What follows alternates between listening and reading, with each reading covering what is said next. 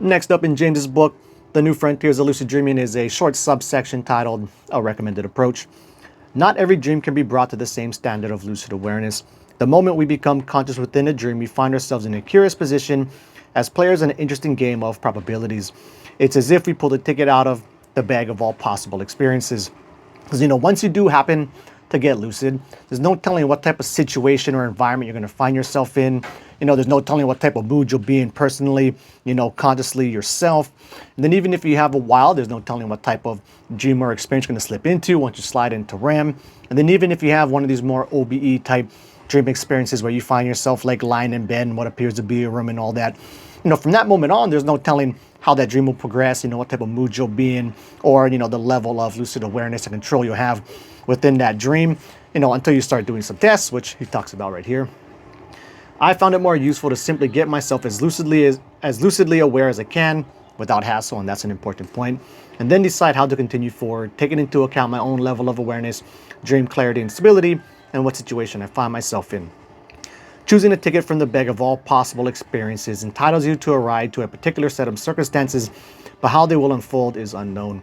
It can be thought of in terms of potentiality by understanding that each dream only has a single chance to play out and might present once-in-a-lifetime opportunities.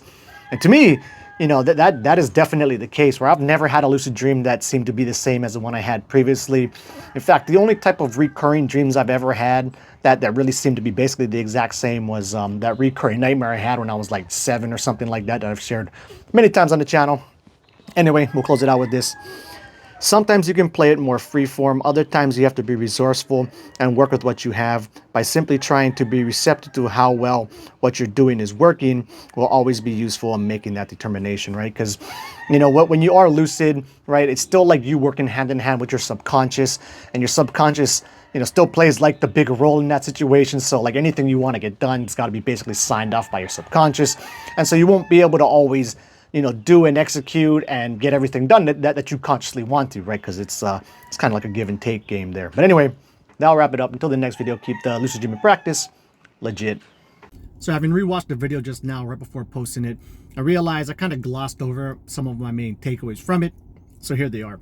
Because you can't tell what type of dream you're going to find yourself in when you happen to get lucid, and because your level of lucidity can vary so much, basically what you want to do is get the dream as stable as you can and raise your lucid awareness as much as you can without much hassle or wasting too much time on it, and then go ahead and enjoy your lucid dream.